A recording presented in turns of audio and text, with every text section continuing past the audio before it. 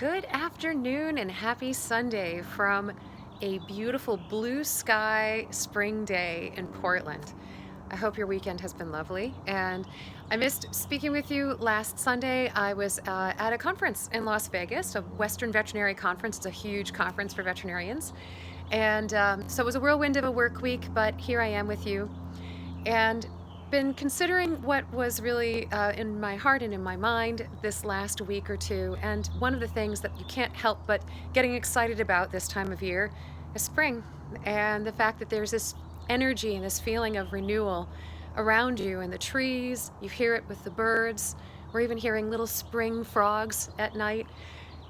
With that, I wanted to perhaps focus this message on revitalization and committing to intentions that serve you now.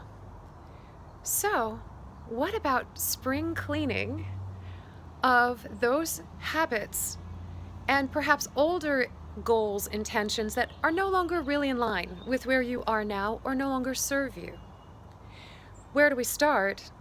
From the start, which is taking stock of where you are and perhaps something just to try on.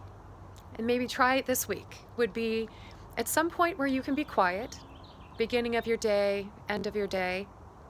Take a little time to just find a place of stillness that's yours. Think about, perhaps even write down, maybe 3 things that you are particularly grateful for at this point in your life. It could be so many different things. It could be your health, it can be the health of another, it could be the fact that you have a job, a roof over your head, or they could be very specific things. Sometimes I'm just grateful for dark chocolate on a day-to-day basis. It could be fun and silly, don't get too serious about it. But think about it, put yourself into the energy space of what are you already grateful for that's in your life. Then be thinking about how do you currently, day-to-day, spend your energy. Is that in line with you? Does it light you up? Does it feel like it's in integrity with you? And is it moving you towards maybe some goals that you have for yourself? 1 year, 3 year, 5 year? Do you even know what those goals are? So start to think about, what am I already grateful for? How do I spend my time? What really feels like it lands well with me? And maybe start to then move forward towards, what things might I want to spend more time doing? Things that might energize you physically, emotionally, spiritually.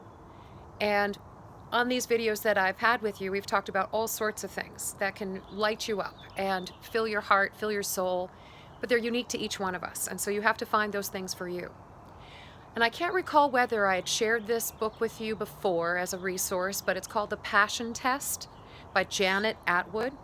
It's a fabulous workbook to consider. There are others like this where it just helps to guide your thinking, and you do a little comparison of, this is more important to me than that. And so that you can get maybe your top 5 passions for you in 2018.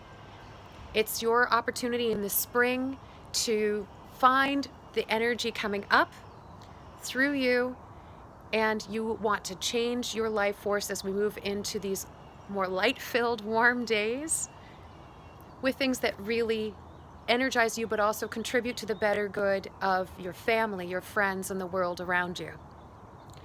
So, a little spring cleaning. Get rid of the habits that don't serve you any longer. Consider where you're spending your energy. What really resonates with you now? When do you feel your most energized self? And then sit down with that and really think through. Aim for 5, but even if you get 3, write those 3 down and keep looking at them day to day and see whether that fits. Change the wording, change the order of them. Sit with them. Meditate on it. And you're going to find clarity around what you want to work towards.